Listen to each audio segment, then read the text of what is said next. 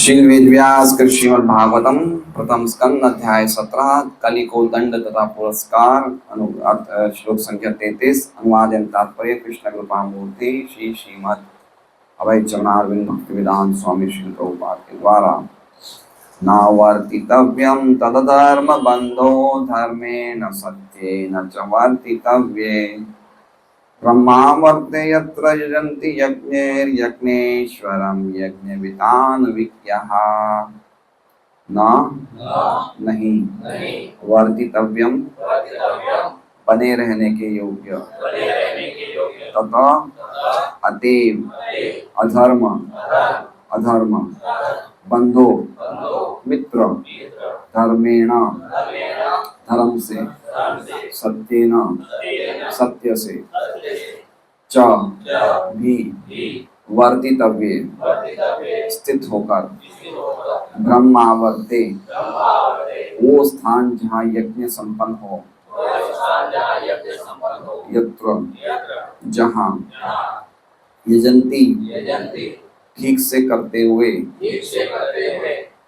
यज्ञ यज्ञ या भक्ति से यज्ञ ईश्वरम भगवान को यज्ञ यज्ञ वितान फैलते हुए विज्ञः पटु लोग। बहुत सुंदर श्लोक है। अनुप्रास अलंकार है इस श्लोक में। 5 वर्ड्स वाई से शुरू हो रहे हैं, 4 वर्ड्स वी से शुरू हो रहे हैं, है ना। इसे कहते हैं अनुप्रास अलंकार।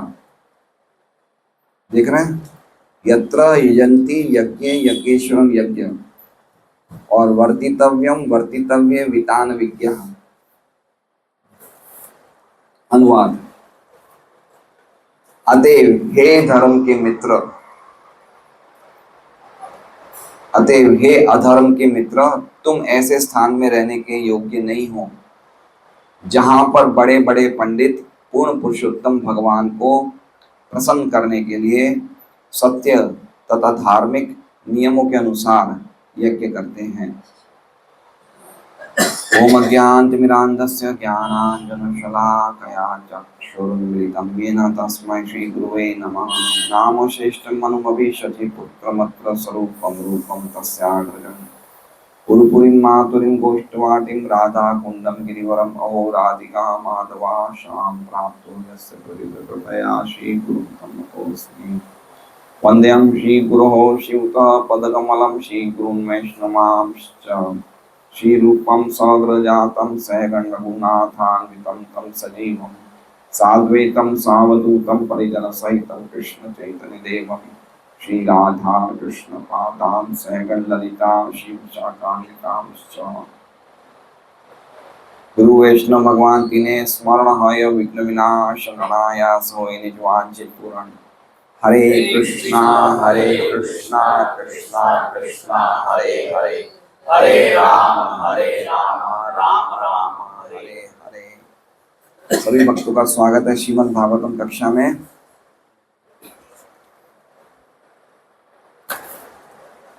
तो बहुत ही सुंदर श्लोक है ये, लर्न करने लायक श्लोक है ये। तो पिछले श्लोक में क्या कहते हैं परीक्षित महाराज?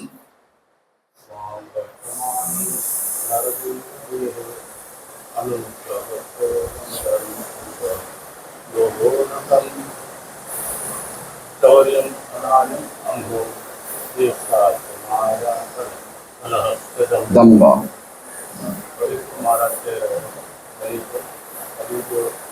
उनके जेल में प्रवेश करना चाहता है तो परीक्षित महाराज बोल रहे हो मेरे जेल में आपको प्रवेश करना सारे आपके बोझ भी आ जाएंगे। डकैती, झगड़ा, अहंकार, अशिष्टता, ये सारे आ जाएंगे।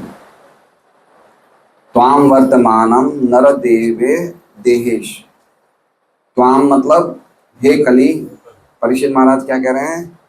कि हे कली वर्तमानम, अगर तुम स्थित रहोगे, कहाँ पे स्थित रहोगे? नरदेव देहेश। नरदेव का मतलब राजा के शरीर में स्थित रहोगे।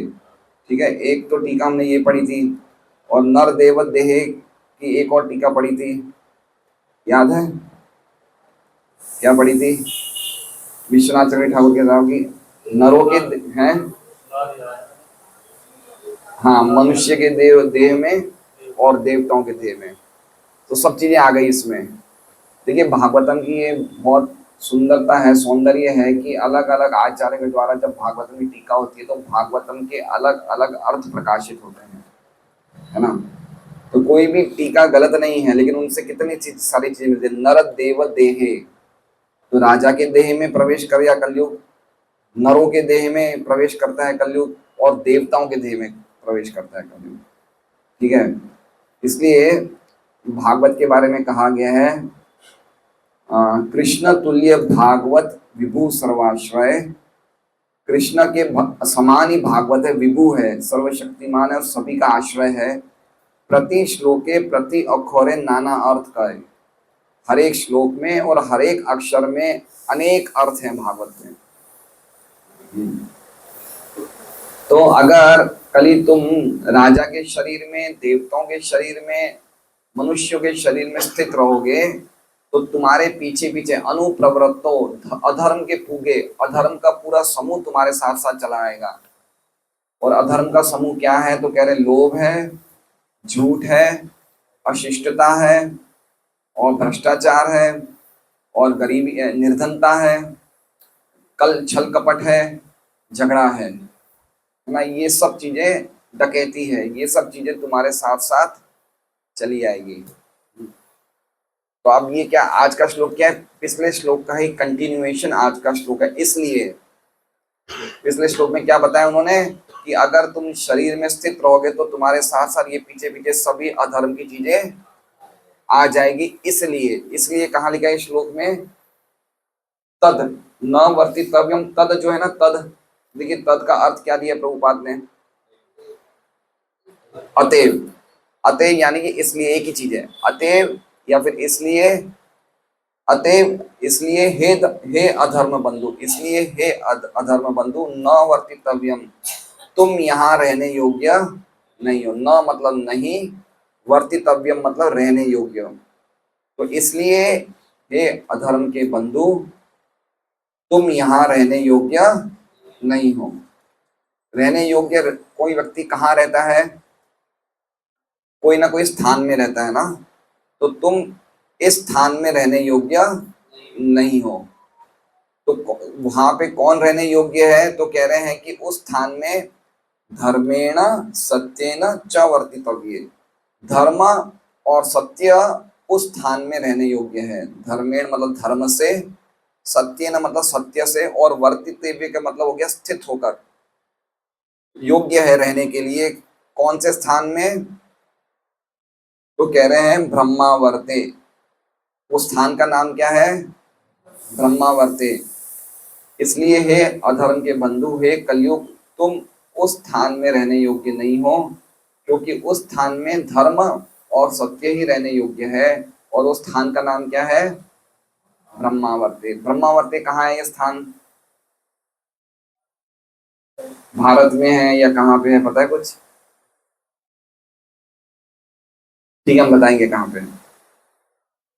ठीक है, तो इतना समझ गए आप कौन से स्थान में कलयुग रहने योग्य नहीं है? जहाँ पे धर्म और सत्य रहने योग्य है, उस जगह पे कली रहने योग्य नहीं है। और उस जगह का नाम क्या है? ब्रह्मावर्त। ब्रह्मावर्त की खासियत क्या है? तो कह रहे हैं यत्र यजंती। ब्रह्मावर्त क्या, कौन सी जगह है? यत्र, यत्र मतलब जहाँ पे, यजंती मतलब आराधना करते हैं, यज्ञ मतलब यज्ञ के द्वारा, किसकी? यज्ञेश्वरम की। यज्ञेश्वरम मतलब पूर्ण पुरुषोत्तम परमेश्वर भगवान श्री कृष्ण की आराधना करते हैं। कौन करते हैं? यज्ञ वितान यज्ञ। यज्ञ मतलब,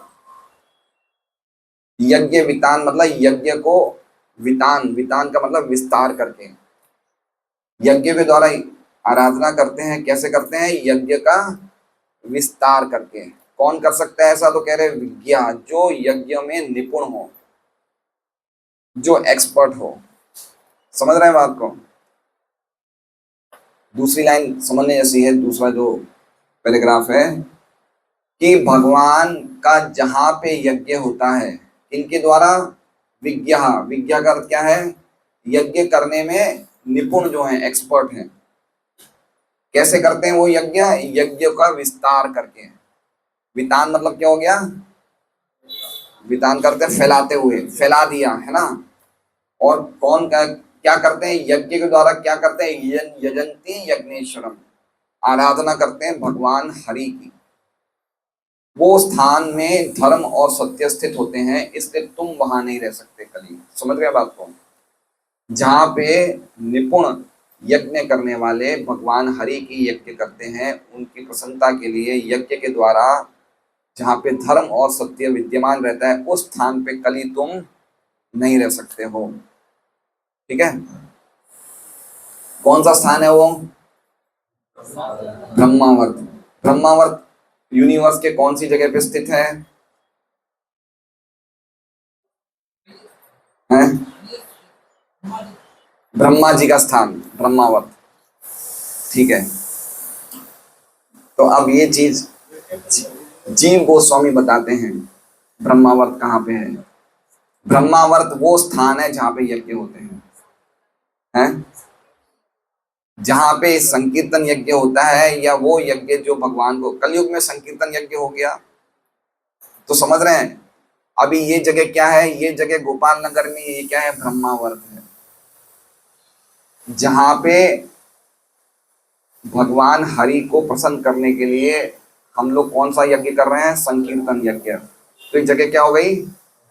मतलब हम कोई पर्टिकुलरली एक जगह का नाम नहीं है ब्रह्मावर्त, है ना। कोई भी जगह को व्यक्ति ब्रह्मावर्त बना सकता है। कौन बना सकता है? जो विज्ञा होगा। क्या लिखा हुआ है? विज्ञा मतलब जो एक्सपर्ट होगा क्या करने में? यज्ञ करने में। तो यज्ञ को फैलाएगा।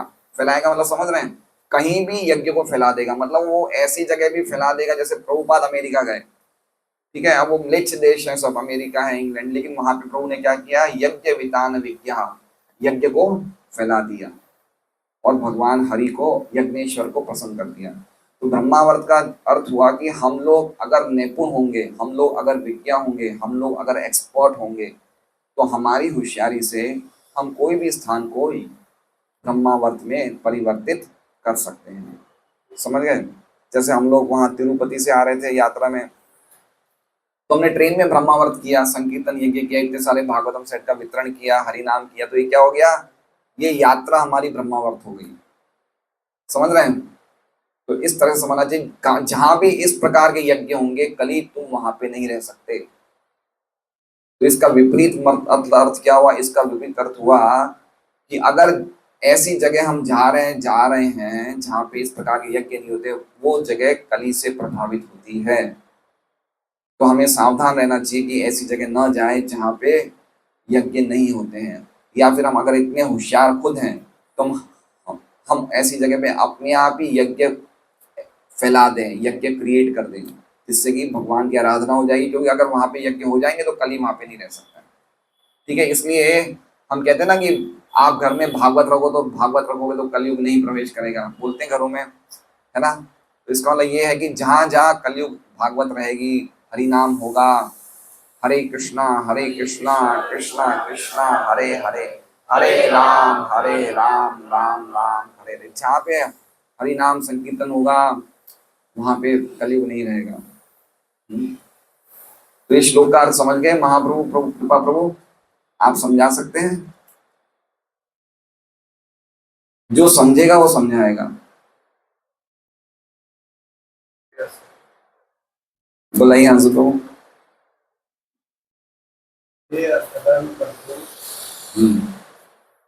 जहाँ पर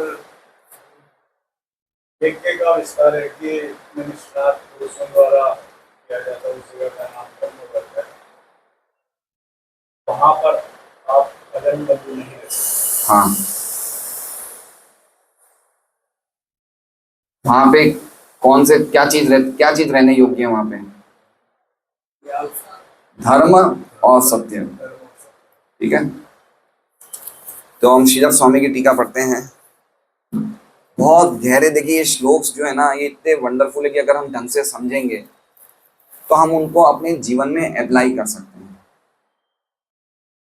ठीक है, तो हम अगर जीवन में अप्लाई करते हैं तो हमें तो लाभ होगा ही होगा, लेकिन हमारे साथ साथ और कितने लोगों को लाभ होगा जो इस यज्ञ में भाग लेते हैं। तो संकीर्तन यज्ञ, कलयुग में कौन सा यज्ञ है?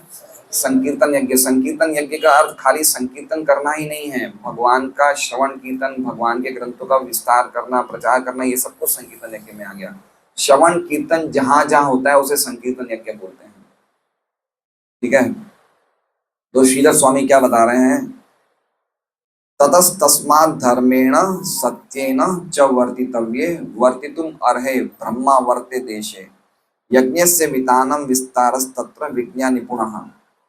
तत का अर्थ बता रहे हैं, उस कारण से धर्म और सत्य जहाँ पे रहने योग्य हैं, कहाँ रहने योग्य हैं? ब्रह्मावर्त देश में। और ब्रह्मावर्त देश मतलब जहाँ यज्ञ होते हैं। ठीक है, वहां पे यज्ञ का विस्तार करने वाले वितानम, विज्ञा, निपुण जन। निपुण जन मतलब विज्ञा, मतलब यज्ञों का विस्तार कर सकते हैं। वो अपनी होशियारी से कोई भी जगह को वो ब्रह्मावर्त प्रदेश बना सकते हैं। श्रीधर स्वामी विश्वनाथ चक्रवर्ती ठाकुर बता रहे हैं कि धर्म शब्द, इसमें एक धर्म शब्द है। वो कह रहे हैं कि धर्म शब्द सब कुछ, धर्म शब्द में सब कुछ आ गया। क्या कह रहे हैं? धर्म शब्द में सब कुछ आ गया, तो फिर सत्य क्यों लिखा? लिख रहे हैं ना, धर्मेण सत्येन। धर्म में क्या क्या चार चीजें धर्म में आ जाती है? लीला कमल प्रभु, धर्म में क्या चार चीजें आ जाती है? क्षमा। तो फिर सत्य अलग से क्यों लिखा? जब धर्म में आ ही जाती है तो सत्य क्यों लिखा अलग से? सत्य, सत्य धर्म का मूल है। ठीक है, जैसे हमने पढ़ा था कि धर्म एक ही पैर पे खड़ा हुआ है, तो कौन सा पैर था? वो सत्य था। तो विश्वनाथ चक्रवर्ती ठाकुर कह रहे हैं कि सत्य को क्यों लिखा गया है? क्योंकि सत्य धर्म का सूचक है। तो फिर कह रहे हैं कि फिर खाली सत्य लिख देना चाहिए, धर्म क्यों लिखा है ना? तो बता रहे हैं वो इसलिए लिखा कि खाली मूल होना ही काफी नहीं है, मूल के साथ साथ टहनी या पत्ते होने से पूरा पूरा हमारा जो प्रयोजन होता है वो सिद्ध होता है। समझ रहे हैं बात को? जैसे हमने कोई वृक्ष लगाया, तो वृक्ष लगाने के लिए मूल हमने मिट्टी में डाल दिया, तो खाली मूल ही रहने से तो हमारा काम नहीं हो जाएगा ना। तो वृक्ष उगेगा, पत्तियां उगेगी, फल उगेंगे, बड़ा होगा, तो हमें लगेगा हमारा ये प्रयोजन सिद्ध हुआ। तो उसी प्रकार से सत्य के साथ साथ धर्म क्यों लिखा? क्योंकि धर्म में तीन चीजें और आ गई। कौन कौन सी? तपस्या, क्षमा, शौच और सत्य। चारों जब रहेंगे तो हमारा प्रयोजन सिद्ध होगा। इसलिए धर्म भी लिखा है और सत्य भी लिखा है। मूल सत्य है, लेकिन सत्य के साथ साथ धर्म की तीन चीजों को भी निग्लेक्ट नहीं होनी चाहिए। कौन सी तीन चीजें? तपस्या, शौच और क्षमा। तो जहां पे, कहाँ पे धर्म और सत्य कहाँ रहने योग्य है? तो कह रहे हैं ब्रह्मावर्त में धर्म और सत्य रहने योग्य। और ब्रह्मावर्त कौन सी जगह है? जहाँ पे यज्ञ होते हैं, है ना?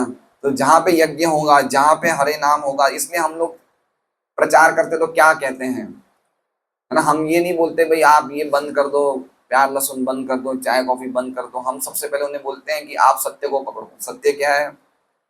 हरे कृष्णा कृष्ण कृष्णा हरे हरे, हरे राम राम राम।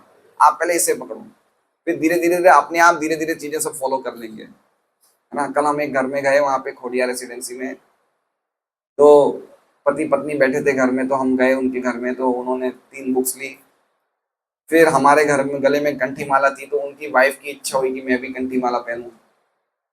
तो राजस्थानी वाइफ्स में कल्चर होता है, डायरेक्ट बात नहीं करते पुरुषों से, अच्छा कल्चर है। तो उन्होंने अपने पति को कहा कि आप इनसे पूछिए कि मुझे भी ये कंठी माला चाहिए। तो उनके पति ने कहा कि हमारी घरवाली को भी कंठी माला चाहिए। तो मैंने कहा आप शाम को हमारा सत्संग होता है, वहां आ जाइए, हम दे देंगे आपको।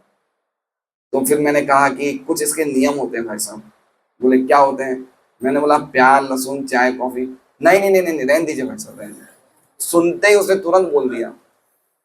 मैंने कहा देखिए, हरि नाम महामंत्र में नियम नहीं है। आप भागवत पढ़ो, प्याज लहसुन खा के भी भागवत पढ़ सकते हो, हरि नाम भी कर सकते हो, लेकिन जब हम कोई चीज धारण करते हैं तो उसका एक नियम होता है। बोले नहीं नहीं मत लाइएगा आप। देखिए मतलब लोग बिल्कुल भी नियमों को फॉलो करने के लिए तैयार नहीं है। बहुत इंपॉर्टेंट बात है कि सत्य पे ही वो धर्म खड़ा था कि ये रहेगा तो बाकी चीजें आ जाएगी। इसमें अभी प्रभुपाद बोले कि मुझे पता था मैं अमेरिका जा रहा हूँ, जब मैं अमेरिका में बोलूंगा लोगों को कि तुम मांसाहार मत करो, नशा मत करो, अवैध स्त्री संग मत करो, जुआ सट्टा मत करो, तो मुझे अमेरिका से भगा देंगे लोग। इसलिए प्रभुपाद क्या करते थे, टॉमकिन स्क्वायर पार्क में 1966 में प्रभुपाद एक बगीचे में बैठते थे, कीर्तन करते थे, और फिर सब अमेरिकी लोग आके नाचते थे, गाते थे, है ना, और फिर प्रभुपाद सबको एक गुलाब जामुन देते थे। तो ऐसे प्रभुपाद ने किया। तो कृष्ण नाम सुनने से, कृष्ण कीर्तन एक शुद्ध भक्त के मुख से सुनने से उनके जीवन में इतना सब चेंज आ गया। और हम भी देख सकते हैं हमारे जीवन में भी चेंज कैसे आया बताइए, है ना। हमने जब हरे कृष्ण महामंत्र जब किया तो हो सकता था हम चारों नियम फॉलो नहीं करते थे, सही बात है ना। लेकिन धीरे धीरे धीरे धीरे सब नियम अपने आप आने लग गए। मुझे तो याद है जब मैंने शुरू किया था तो मैं बिना नहाए करता था, 16 माला करके फिर नहाता था शुरू शुरू में। क्योंकि आप लोग को जितना मार्गदर्शन मिल रहा है इतना हमें नहीं मिला था। बहुत कम भक्त थे, मैं था, राम सूरत में बहुत कम भक्त थे, 10-15 भक्तों ने, गृहस्थ भक्तों थे फिर, और सब उस टाइम बराछा के, कतारगाम के, रांदेर के, हम सब भक्त एक साथ मिलते थे। इतना छोटा सा समूह था।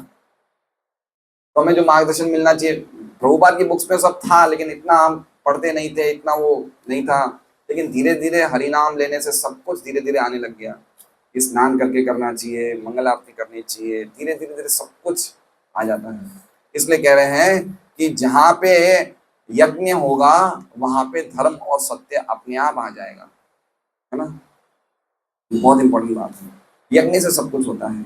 और गीता जी में भी लिखा हुआ है कि एवं प्रवर्तितम चक्रम नानुवर्तयति अघायुर इंद्रियाणाम मोघम पार्थ स जीवति, कि जो व्यक्ति मनुष्य जीवन प्राप्त करने के बाद यज्ञ नहीं करता है, मोघम पार्थ स जीवति, वो अघायुर, अघायुर मतलब उसका आयुष्य अघ है, अघ मतलब समझ रहे हैं, अघासुर मतलब अघ, मतलब उसका जीवन ही पाप से भरा हुआ है। और मोघम पार्थ स जीवति, वो बेकार नहीं जी रहा है। इसलिए यज्ञ तो हर एक मनुष्य को करना चाहिए, बहुत इंपॉर्टेंट बात है। तो ये बात हमें समझना चाहिए। प्रभुपाद का तात्पर्य पढ़ते हैं हम। मेरे हिसाब से अब आप लोग अच्छी तरह समझ गए होंगे, है ना। अब आप ये श्लोक को लर्न बाय हार्ट कर लीजिए, कंठस्थ कर लीजिए, फिर देखिए आपको इतना अच्छा, अर्थ भी समझ लिया है और श्लोक को भी कंठस्थ कर लेंगे तो आप पूरे दिन भर आनंद में रहेंगे वो श्लोक का मनन करके कि हम कहीं भी यज्ञ बना सकते हैं। बाथरूम को भी ब्रह्मावत क्रिएट कर सकते हैं। बाथरूम को कैसे, हरे कृष्णा कृष्णा कृष्णा हरे हरे, हरे राम राम राम हरे। गुरु महाराज जाते हैं बाथरूम में तो क्या करते हैं वो क्या करते हैं, बाथरूम में जाते हैं तो बाथरूम में बैठ जाते हैं अंदर, और बाहर प्रभु लैपटॉप चालू करते हैं, प्रभुपाद का लेक्चर सुनते हैं, ठीक है। मतलब वो पूरे टाइम बाथरूम में लेक्चर सुनते हैं प्रभुपाद का। बाहर लैपटॉप रखते हैं क्योंकि मोबाइल तो रखते नहीं है, तो लैपटॉप को आवाज़ तेज करके उसमें से लेक्चर सुनते हैं। इसलिए समझना चाहिए, प्रसाद लेते टाइम भी लेक्चर सुनते हैं। और हम कहीं भी यज्ञ बना सकते हैं, ब्रह्मावर्त यज्ञ कहीं भी कर सकते हैं हम लोग, ये बहुत इंपॉर्टेंट बात है। इसलिए भक्तों को कभी भी समय वेस्ट नहीं करना चाहिए। मैं कितनी बार कहता हूँ हम प्रसाद लें तो कीर्तन सुन लें, कोई भजन सुन लें, कोई प्रवचन सुन लें, या अगर भक्तों से बात करें तो हरि कीर्तन के बारे में बात करें।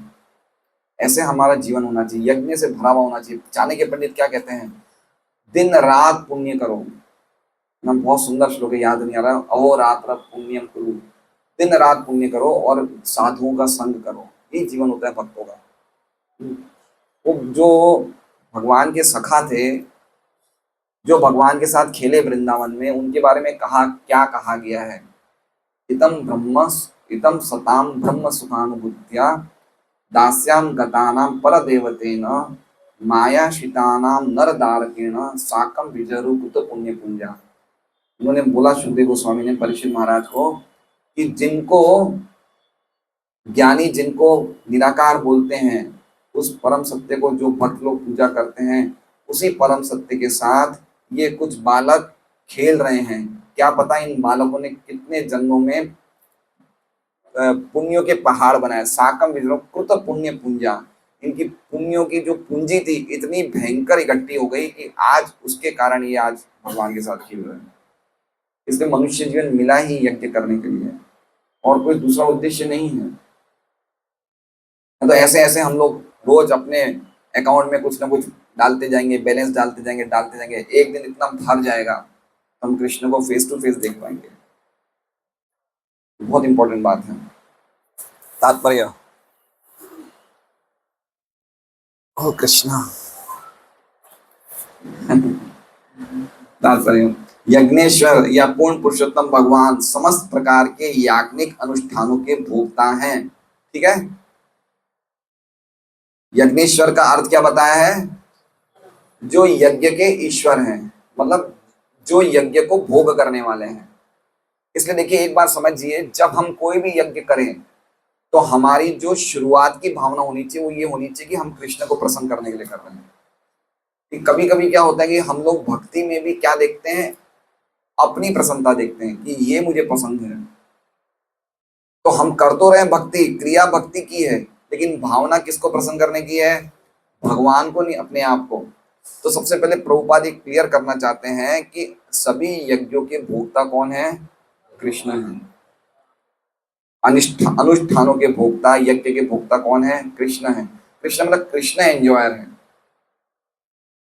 ठीक है, जैसे मान लीजिए कि अगर मैं गुलाब जी के घर जाता हूँ और मैं उन्हें कहता हूँ मुझे शिकंजी दीजिए, और वो क्या देते हैं मुझे?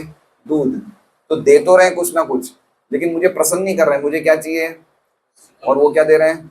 दूध। दे रहे हैं कुछ ना कुछ, लेकिन मैं प्रसन्न नहीं हूँ उससे। तो उसी प्रकार से जब कृष्ण भोक्ता होते हैं तो हमें समझना चाहिए कृष्ण किस चीज से प्रसन्न होते हैं, वो ही क्रिया करनी चाहिए।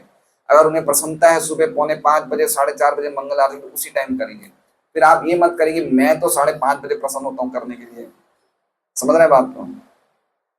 What Krishna likes that we should do. जो कृष्ण को पसंद है वो करना चाहिए। जो हमारे आचार्यों को, जो हमारे गुरु परंपरा को पसंद है वो करना चाहिए, वो भक्ति है।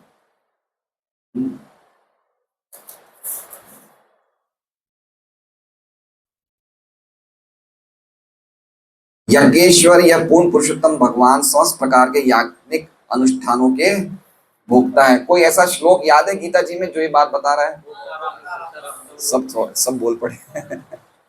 भोक्तारम यज्ञ तपसाम सर्वलोक महेश्वरम, है कि मैं ही सभी यज्ञों का और सभी तपस्याओं का मैं ही भोगता हूँ।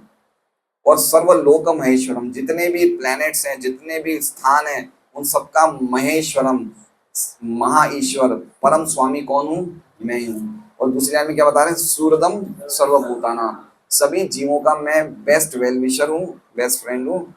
ज्ञात्वा माम शांति मृच्छति, जो ये 3 चीजें समझ जाता है वो शांति को प्राप्त होता है। श्लोक संख्या 29, अध्याय 5वां, है ना? क्या 3 चीजें हैं? पहला क्या है कि मैं ही समस्त यज्ञों का, अनुष्ठानों का और तपस्याओं का भोगता हूँ। जैसे किसी ने एकादशी करी होगी, निर्जला करी होगी, है ना? हमारे निर्जला वाले कैंडिडेट्स काफी हैं, कितनों ने करी? बाप रे बाप। क्या पता कब आप लोग आशीर्वाद दोगे और मैं भी कर पाऊंगा। है तो निर्जला एकादशी हम करते हैं तो क्या है? तपस्या है ना? तो इसके भोक्ता कौन है? भगवान है ना? तो ऐसे समझना चाहिए कि हम निर्जला एकादशी कर रहे हैं या सुबह सुबह जल्दी उठ रहे हैं, कुछ अनुष्ठान कर रहे हैं, मंगल आरती कर रहे हैं, इन सबके भोक्ता भगवान है। और सर्वलोक महेश्वरम, हर एक स्थान के, हर एक जगह के, हर एक ग्रह के, सबके स्वामी कृष्ण है। और सूरदम सर्वभूता नाम, और तीसरी चीज क्या है? सभी भगवान सभी जीवों के सबसे अच्छे मित्र हैं, सबसे अच्छे शुभ चिंतक हैं। जो ये 3 चीजें जान जाता है, ज्ञात्वा माम, ये 3 चीजें जान के, मुझे जान के, शांतिम रिच्छति, वो शांति को प्राप्त करता है। इसलिए ये श्लोक को शांति सूत्र कहा जाता है। क्या कहा जाता है? अगर किसी को कहा है कि भाई शांति चाहिए तो उसको कह सकते हो भाई 5वें अध्याय का 29वां श्लोक में शांति सूत्र होता है। ये 3 चीजें समझना है कि हर एक चीज के स्वामी कृष्ण है, हर एक चीज कृष्ण की है, और हम भी कृष्ण के, कृष्ण हमारे सबसे बेस्ट शुभ चिंतक हैं।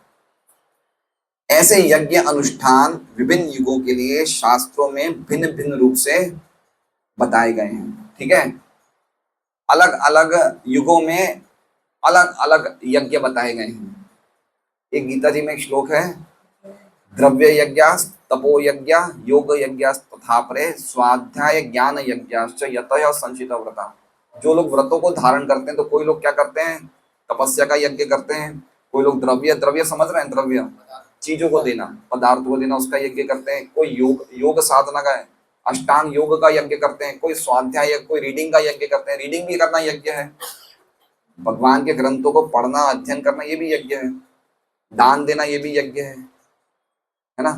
तो अलग अलग यज्ञ करते हैं, अलग अलग युगों के हिसाब से। जैसे सतयुग में कौन सा यज्ञ था, तप यज्ञ था, है ना। और त्रेता युग में कौन सा, द्रव्य यज्ञ था। चीजों को भगवान, यज्ञ मतलब समझ रहे हैं, ज्यादातर यज्ञ का क्या होता है, हम समझते हैं अग्नि, अग्नि हवन हो रहा है। तो अग्नि क्या है, भगवान का मुख है। अग्नि क्या है, भगवान के दो मुख बताए गए, एक तो अग्नि और एक ब्राह्मणों का मुख। ब्राह्मण भोजन भगवान या तो वैष्णव के या ब्राह्मणों के मुख से ग्रहण करते हैं, या फिर अग्नि से, जो भी हम अग्नि में आहुति देते हैं भगवान ग्रहण कर लेते हैं। तो पहले एक वैदिक सिस्टम था कि हर एक गृहस्थों के घर में यज्ञ होते थे, सुबह सुबह यज्ञ करते थे। आप देख लीजिए, करदम मुनि जब जाते हैं स्वयंभू मनु, तो यज्ञ करते हैं, उसके बाद वो ध्यान करते हैं। तो यज्ञ होना हर एक जगह अनुष्ठान हुआ करता था। तो ये बता रहे हैं कि अलग अलग युगों में अलग अलग यज्ञ हैं। तो सतयुग में तपस्या का युग, द्वापर त्रेता युग में द्रव्य यज्ञ, और द्वापर युग में अर्चना के द्वारा यज्ञ करना, और कलयुग में नाम यज्ञ, है ना। ये गीता जी में लिखा है, यज्ञ नाम जप यज्ञोस्मि।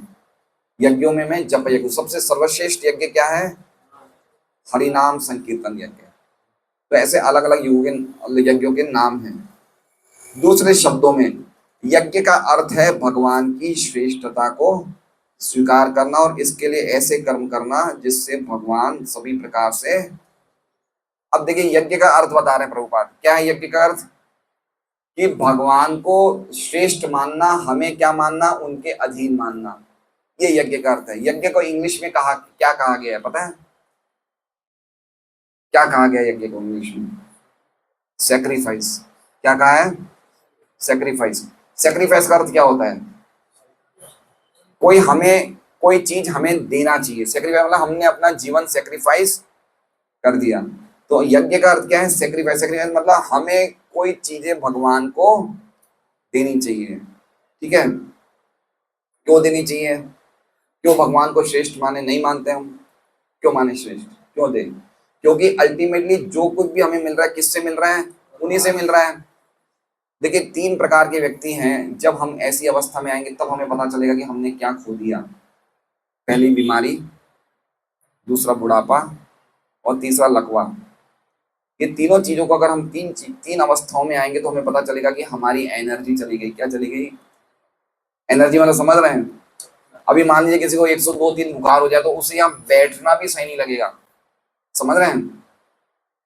वो कर पाएगा हरिनाम, ऐसी बुखार में उसे नाम भी कड़वा लगेगा, वो माला नहीं कर पाएगा। क्यों नहीं कर पाएगा, क्योंकि जो एनर्जी उसमें थी, वो बुखार के टाइम वो एनर्जी उसकी चली गई। या देखते हैं हम, कोई व्यक्ति को लकवा आ जाता है, वो हाथ पैर नहीं हिला सकता है ना। या बुढ़ापे में व्यक्ति को कष्ट होता है चलने में, ऊपर चढ़ने में, तो ये क्या हो गया, ये एनर्जी चली गई। तो एनर्जी किसकी है ये, अगर हमारी एनर्जी होती तो नहीं जाती। एनर्जी किसकी है, भगवान की। भगवान ने कुछ समय एनर्जी दी है, और कुछ समय के बाद वो एनर्जी खींच लेते हैं। तो यज्ञ का अर्थ क्या होता है, कि वो एनर्जी जिसकी है उसकी सेवा में लगा देना। एनर्जी किसकी है, ये पूरा साइंटिफिक है। देखिए, एक बात समझिए आप, कि हमें पीने का पानी कहाँ से मिलता है, वर्षा से। वर्षा कहाँ से आती है, बादलों से। बादलों में पानी कहाँ से जमा होता है, समुद्र से। समुद्र, ये काम कौन करता है, सूर्यदेव।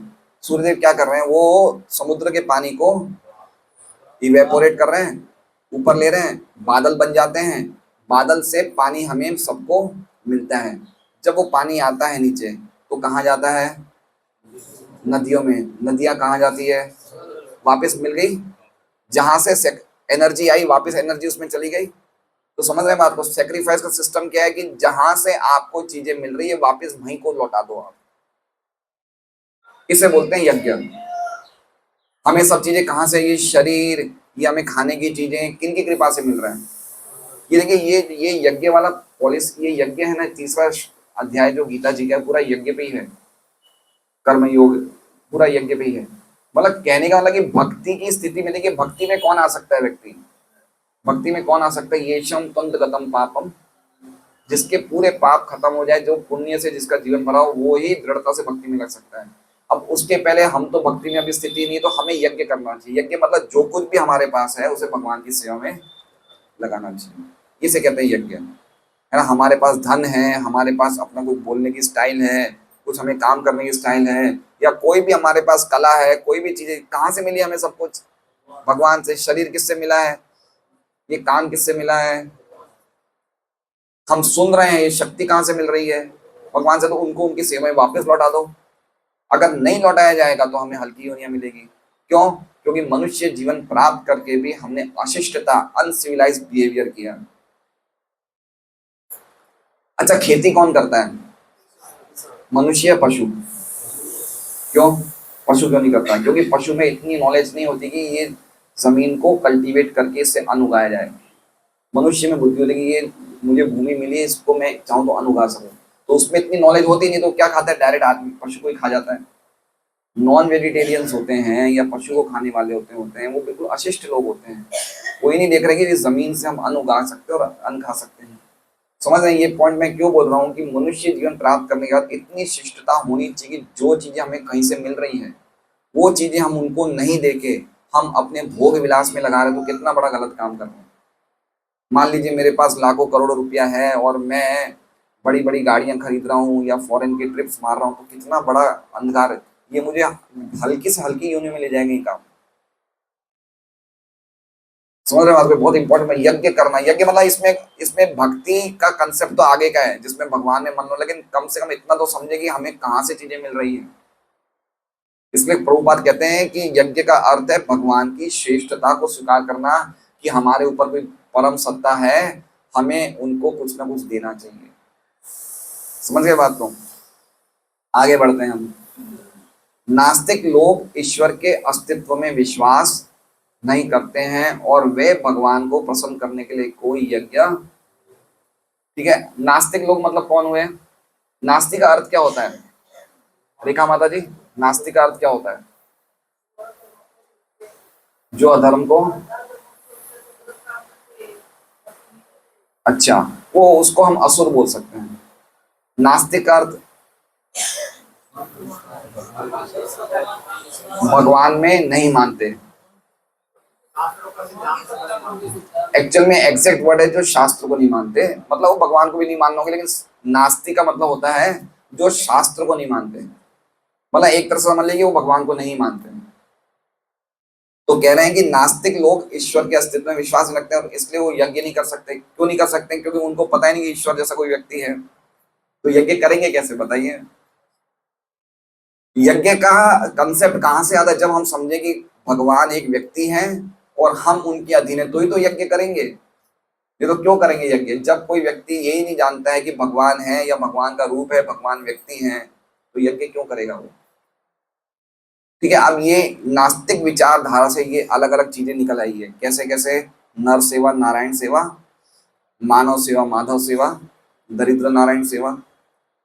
ये लोग क्या करते हैं? ये लोग भी सेवा कर रहे हैं, लेकिन इनमें भगवान का कंसेप्ट नहीं है। वो क्या कहते हैं कि ये गरीब ही ईश्वर बन के आया है ना, इसलिए इतने बड़े बड़े भोजन चलते हैं आजकल। ये लोग भगवान के भक्त भी प्रसाद खिलाते हैं, लेकिन वो इस कंसेप्ट से नहीं खिलाते। ये लोग किस कंसेप्ट से खिलाते हैं कि ईश्वर ने तो हमें सब कुछ दे दिया है, अब ईश्वर को देने की क्या जरूरत है? ऐसा बोलते हैं, बोलते हैं, ऐसा सुना है कि भगवान को क्यों दे रहे हो भाई, वो तो सब कुछ दे दिया है, भगवान को देने से क्या फायदा, गरीबों को दो। सुनते हैं ऐसा? हाँ, कि भगवान को क्या जरूरत है, किसने देखा उसे? तुम पत्थर को कुछ खिला रहे हो, ये रोटी सब्जी पत्थर को खिला रहे हो, अरे कोई गरीब को खिलाओ। हैं? हाँ, इनमें भी भगवान है, वो बात सही है, इनमें भगवान है, लेकिन अल्टीमेटली उनका पॉइंट ये कहने का है कि जब वो देने वाला है, उसके पास क्या चीज की कमी है, उसको क्यों दे रहे हो? पॉइंट समझ रहे हैं? उनका कहने का लगा कि आप अगर जैसे मान लो कि अगर मेरे पास एक लड्डू है और मैंने लाल सिग्नल पे गाड़ी रोकी, ठीक है, अब मैं एक वो कोई वो भिक्षुक कोई कांच खटखटाता बोलता है मुझे कुछ दे दो, तो मैं उसे लड्डू नहीं दूं और मेरे पास में एक और गाड़ी है, उस गाड़ी वाले को दूं, लोग क्या बोलेंगे, अरे वो गाड़ी वाला, उसको क्या जरूरत है, उसको दो ना जिसको जरूरत है। तो ऐसा सुनते नहीं सुनते, अरे भगवान को क्या जरूरत है, उसको दो ना जिसको जरूरत है। सही बात है। अब ऐसे पॉइंट पे हम लोग बहुत जल्दी कंफ्यूज हो जाते हैं हमें क्या करना चाहिए। तो इसको साइंटिफिक तरीके से कैसे समझाए, जैसे समझिए कि महाप्रभु कृपा प्रभु ने आज मेरे घर पे एक टिफिन भेजा। क्या भेजा? आज मेरे घर पे कोई प्रसाद बनाने वाला नहीं था, तो इन्होंने मुझे टिफिन भेजा 4 खन वाला, जिसमें एक खन में दाल थी, एक खन में चावल थे, एक खन में रोटी थी, एक खन में सब्जी थी। मैं टिफिन खा के बड़ा तृप्त हुआ और टिफिन धो के मैंने टिफिन किसको दे दिया? महाप्रभु को। लेकिन नरपत जी को भी उन्होंने टिफिन भेजा, नरपत जी ने भी पूरा खा लिया। नरपत जी ने टिफिन धो के कुछ टिफिन में 1-2 मिठाई भर के दी। तो नरपत जी का व्यवहार ज्यादा शिष्ट है, मेरा व्यवहार ज्यादा शिष्ट है नरपत जी का ना, क्योंकि उन्होंने देखा कि उन्होंने मुझे पूरा टिफिन भर के दिया है, मैं खाली टिफिन भेजता हूँ, अच्छा लगूंगा, चलो एक मिठाई तो डाल दूं मैं। ये हमारे में देखा गया सिस्टम कि भाई कहीं से हमें कोई डब्बा टिफिन मिलता है, उसको जब लौटाना तो कुछ तो डाले उसमें। समझ रहे हैं? तो भगवान हमें इतना कुछ दे रहे तो थोड़ा बहुत नहीं दे सकते, है ना? अगर भगवान हमें इतने जन्मों से खिला रहे तो अगर हम एक थाली भोग की लगा देंगे भगवान को तो क्या बिगड़ेगा हमारा? लेकिन ये नास्तिक लोग क्या बोलते हैं, कुछ ही मत दो, तुम दे क्यों रहे हो तुम, है ना?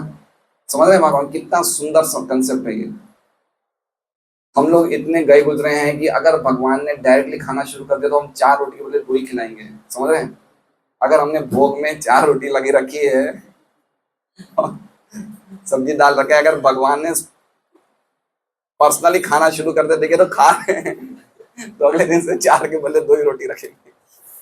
तो भगवान देखने के द्वारा खा लेते हैं कि आंखों से देख लिया, प्रार्थना सुन ली, खा लिया। तो कहने का मतलब जो हमें सब कुछ दे रहे हैं उसको अगर थोड़ा बहुत लौटा दे तो ये क्या हो गया? ये तो यज्ञ है। तो ये चीज बताना चाहते हैं।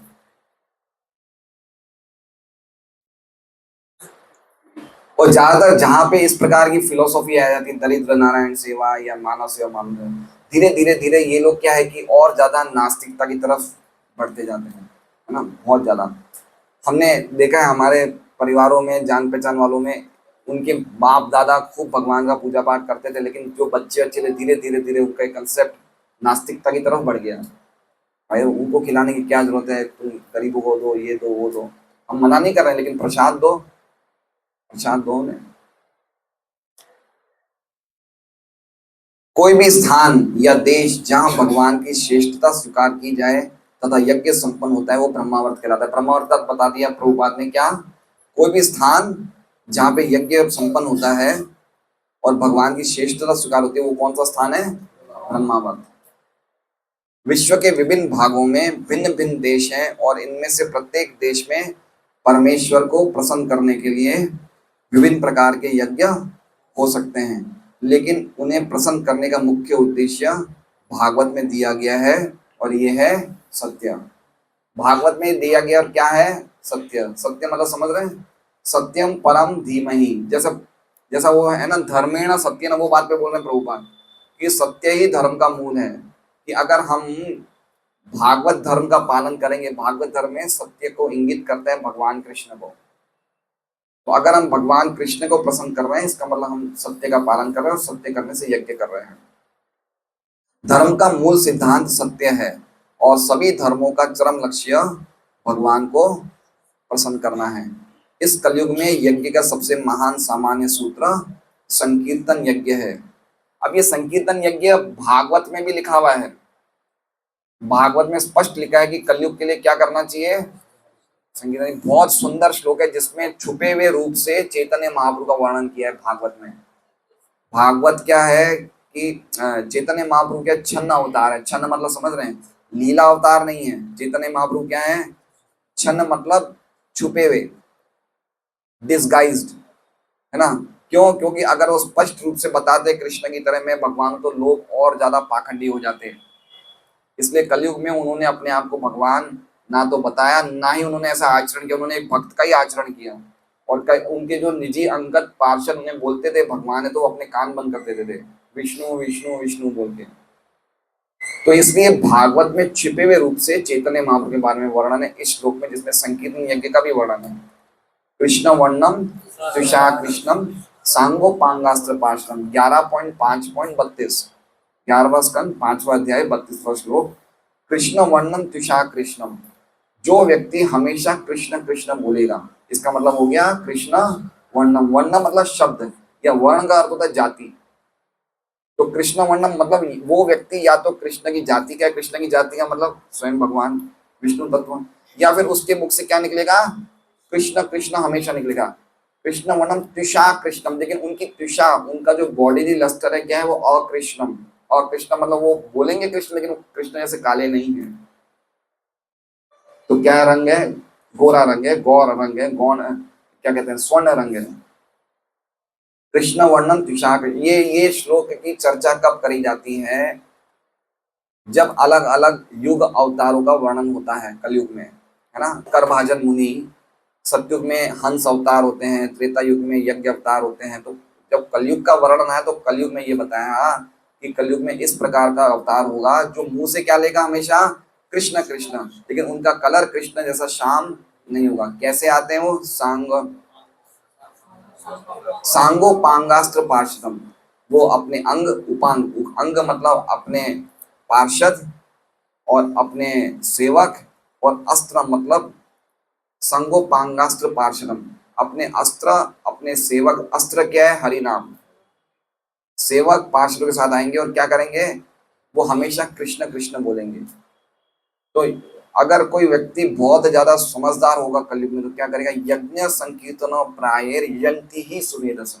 अगर कोई बहुत सुमेधस, मेधस मतलब बुद्धि वाला, सुमेधस मतलब बहुत तेज बुद्धि वाला व्यक्ति होगा, वो ऐसे अवतार की जो कृष्ण कृष्ण बोलता है उसकी उपासना करेगा संकीर्तन यज्ञ के द्वारा। तो जब हम संकीर्तन यज्ञ करते हैं तो कलयुग के अवतार चैतन्य महाप्रभु की उपासना करते हैं। ठीक है, तो ये स्पष्ट वर्णन है भागवत में, स्पष्ट प्रूफ है कि चैतन्य महाप्रभु ने ये किया। और किसने किया बताइए, संकीर्तन यज्ञ को किसने फैलाया, संकीर्तन यज्ञ के पिता कौन है, चैतन्य महाप्रभु। तुकाराम जी हुए थे, तुकाराम जी को भी दीक्षा चैतन्य महाप्रभु ने दी है। तो संकीर्तन यज्ञ को फैलाने वाले कौन थे, और चैतन्य महाप्रभु कृष्ण प्रेम देने वाले कौन थे, कृष्ण प्रेम देने वाले कौन थे, चैतन्य महाप्रभु। और कृष्ण प्रेम कौन दे सकता है, खुद कृष्ण ही दे सकते हैं, कोई दूसरा तो दे नहीं सकता है। आप समझ रहे बात को। जैसे मान लीजिए मैं कोई कंपनी में नौकरी करता हूं, अगर मुझे उस कंपनी से धन मिल रहा है तो धन कौन देगा, कंपनी का मालिक ही देगा ना। तो कृष्ण प्रेम किसकी प्रॉपर्टी है, कृष्ण की। कौन है, चैतन्य महाप्रभु स्वयं कृष्ण है, और तो कोई दे नहीं सकता है। यहाँ तक कि दूसरे अवतारों ने भी कृष्ण प्रेम नहीं दिया, खाली चैतन्य महाप्रभु ने दिया। इसलिए चैतन्य महाप्रभु स्वयं कृष्ण है, उनमें कोई डिफरेंस नहीं है ना। मैं कल पढ़ रहा था चैतन्य चैतन्य में, राजा थे प्रताप रुद्र, है ना। चैतन्य महाप्रभु ने कहा कि मैं इस राजा को नहीं देखूंगा, मैं सन्यासी हूँ, ये राजा तो बहुत बड़े भोग विलासी होते हैं, स्त्रियां रखते हैं, रानियां रखते हैं, मैं तो देखूंगा ही नहीं से। तो रामानंद राय बोले, बोले ये ऐसे राजा नहीं है महाप्रभु, ये आपके परम भक्त हैं, ये उड़ीसा के राजा गजपति। बोले राजा तो राजा ही होता है, चाहे भक्त हो चाहे कोई, और राजा से तो मैं कोई संग नहीं करूंगा। बोले नहीं, एक बार आप देख तो लो उसे। तो चैतन्य महाप्रभु बोलते हैं कि रामानंद थोड़ा विचार करके तो बोलो, मैं सन्यासी हूँ, मैं कैसे मिल सकता हूँ इससे। बोले ये राजा तो हमेशा दो चीजों का संग करते हैं, कंचन और कामिनी, भोग विलासी होते, तो मैं कैसे संग कर सकता हूँ, है ना। और मैं सन्यासी, मैं इन दोनों चीजों को क्या देखता हूँ, सांप की तरह देखता हूँ। ठीक है, चैतन्य चैतन्य में लिखा है कि जो व्यक्ति भक्ति में प्रगति करना चाहता है, अगर वो पर स्त्री को देखे तो उसे क्या देखना चाहिए, सांप देख के डर लगता है हमें, लगता है। तो जैसे हम पर स्त्री को देखे ऐसे डर जाइए, सांप ही है। तो चैतन्य महाप्रभु ने मना करते, मैं इस राजा को देखना नहीं चाहता। तो उन्होंने एक ट्राई उपाय किया, रामानंद राय ने, बहुत रामानंद राय उनके बहुत घनिष्ठ पार्षद थे। बोले आप कुछ तो करो। तो चैतन्य महाप्रभु ने कहा कि तुम ऐसा करो, उसके बेटे को ले आओ मेरे पास। किसको ले आओ, राजा के बेटे को ले आओ मेरे पास, क्योंकि बेटा ही बाप के रूप में प्रकट होता है। ये श्लोक है, ये वेदों का मंत्र है कि बेटा खुद कौन है, बाप के रूप में बेटा आता है। ये वैदिक मंत्र है कि जो बेटा आता है किसके रूप में आता है, बाप के रूप में। तो तुम बेटे को ले आओ, बेटे को देख लो मतलब बाप को देखना बराबर हो जाएगा। तो अगले दिन रामानंद राय उनके बेटे को ले आते हैं, बेटा बड़ा सुंदर था।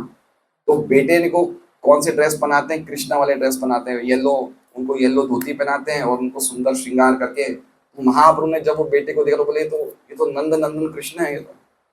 और तुरंत बेटे को देख के इतने खुश है कि उनको गले लग गए, और गले लगते वो बेटा कृष्ण प्रेम में पागल हो गया, रोने लग गया, नाचने लग गया। मतलब जो एक दिन पहले सामान्य राजपुत्र था वो एक दिन के बाद परम भागवत बन जाता है, खाली चैतन्य महाप्रभु के आलिंगन करने मात्र से। अब ये काम कौन कर सकता है, कृष्ण ही करेंगे ना। कोई व्यक्ति गले लगा के कृष्ण प्रेम जगा सकता है क्या ना। तो चैतन्य महाप्रभु स्वयं कृष्ण हैं, कृष्ण प्रेम देने वाले, संकीर्तन यज्ञ के पिता। इन कलयुग में यज्ञ का सबसे महान सामान्य सूत्र संकीर्तन यज्ञ है।